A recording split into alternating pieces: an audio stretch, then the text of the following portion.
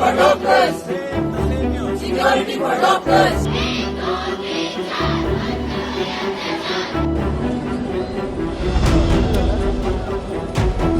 We want justice! We want justice! We want justice! If even after 70-80 years of independence, women in our country are struggling for something as basic as workplace safety, then it's a matter of shame. अगर एक doctor अपनी ही जगह पर safe feel नहीं कर रहा है तो वो वो कहाँ फील सेफ कर सकता है।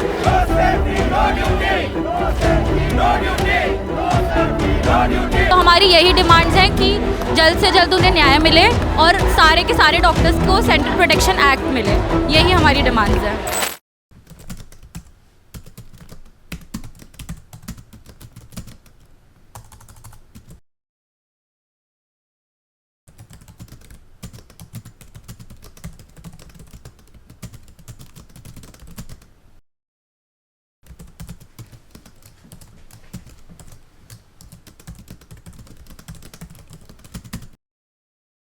महिलाओं के प्रति हिंसा को रोकने के लिए हमें शिक्षा, जागरूकता और कानूनी कार्रवाई की जरूरत है, जिससे महिलाएं समाज में सम्मान, अधिकार और सम्मान के साथ स्वतंत्र जीवन जी सकें। दोस्तों, इस घटना ने पूरे देश को झकझोर कर रख दिया है।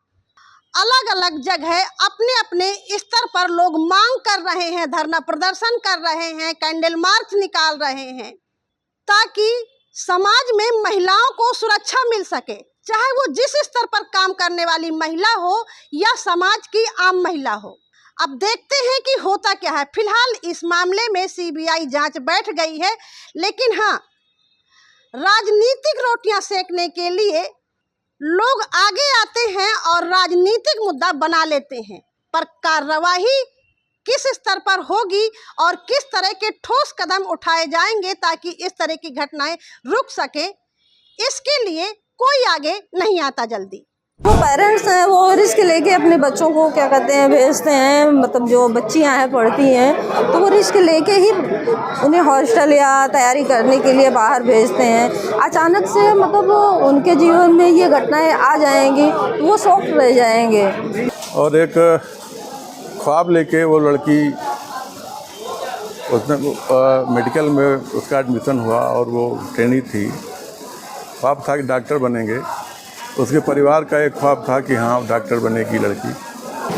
कोई ज़रूरी कार्यस्थल से 4 बजे ही फुर्सत मिल जाएगी, दिन अपने घर पहुंच जाएगी, अपने घर पे, वो अपने निवास स्थल पे। शाम को छुट्टी मिलती, देर हो जाती है, अंधेरा हो जाता है, लेकिन इस तरह से महिलाएं सुरक्षित नहीं हैं, पूरे देश में नहीं सुरक्षित हैं। कभी कभी बड़ी हंसी आती है। मैं दीवारों पर देखती हूँ बेटी बचाओ, बेटी पढ़ाओ लिखा होता है, लेकिन जब बेटी बचाने की बात आती है तो पता नहीं वो नारा कहाँ चला जाता है, समझ ही नहीं आता है। रोज़ लड़कियों के साथ छेड़खानी हो रही है, रोज़ लड़कियों के साथ बलात्कार, हत्या हो रही है।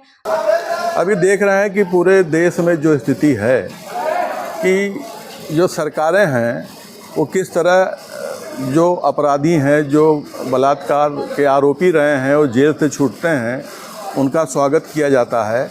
एक प्रकार से लोगों को की प्रवृत्तियां हिंसक बनाई जाती हैं, सरकार बनाती है, उनको हिंसा की तरफ ले जाती है। सरकार चाहे जिसकी भी हो, मैं पक्षपात की बात नहीं कर रही। जो महिलाओं के साथ अत्याचार कर रहे हैं, जो ये मोदी की सरकार बेटियों को ठेका ले रखा था कि बेटी बचाओ बेटी पढ़ाओ, सबसे ज़्यादा इन्हीं की सरकार में हुआ है और ये बेटियों को दफना देते हैं। तो मैं तो चाहती हूँ कि इसमें भारी से भारी आंदोलन किया जाए। और मेरे सब बहनों से अपील है, हाथ जोड़ के अपील है कि उस महिला के साथ जो अन्याय हुआ है उसे न्याय मिलना चाहिए और सारी बहनें ये लड़ाई को जारी रखें। आज भी लोग महिलाओं को अपने पैर की जूती समझते हैं, उनको सिर्फ बच्चा पैदा करने की मशीन समझते हैं, उनके साथ सिर्फ संबंध बनाने को ही अपना अधिकार समझते हैं और वो यही चाहते हैं कि महिलाएं सिर्फ घर में बच्चे पैदा करें, उनके साथ शारीरिक संबंध बनाएं, वो आगे बढ़ ही ना पाएं। और हमारे समाज की आज यही स्थिति है। वैसे ही वो अपने देख रहे हैं समाज में कि इस तरह की चीज़ें हो रही हैं, तो लोगों का हौसला और बुलंद हो रहा है। कहीं ना कहीं जो एक सोच है, पितृसत्ता वाली सोच कि महिलाओं को आगे ना बढ़ने देना, इसकी वजह से भी ये सारी चीज़ें हो रही हैं, क्योंकि वो नहीं चाहते कि महिलाएं घर से निकलें, वो आगे बढ़ें। वो तो महिलाओं को सिर्फ 4 दीवारी के अंदर ही देखना चाहते हैं कि मेरे घर का काम करें, मेरे साथ घर में रहें, बच्चों को पाले, परिवार देखे। लेकिन और ये भी जानते हैं कि महिलाएं अगर सशक्त हो जाएंगी, उनकी आर्थिक स्थिति सही हो जाएगी, तो वो समाज में उनका भी वर्चस्व होगा। इसलिए और वो उनकी बराबरी, वो इससे डर रहे हैं कि उनकी कहीं बराबरी ना हो जाए। दोस्तों, महिला डॉक्टर की रेप और हत्या एक जघन्य अपराध है जो महिलाओं के प्रति बढ़ती हिंसा को दर्शाता है। ये मामला हमें याद दिलाता है कि महिलाएं आज भी समाज में सुरक्षित नहीं हैं। हमें अपनी सामाजिक मानसिकता बदलने की आवश्यकता है, जो महिलाओं को कमजोर और असहज समझते हैं।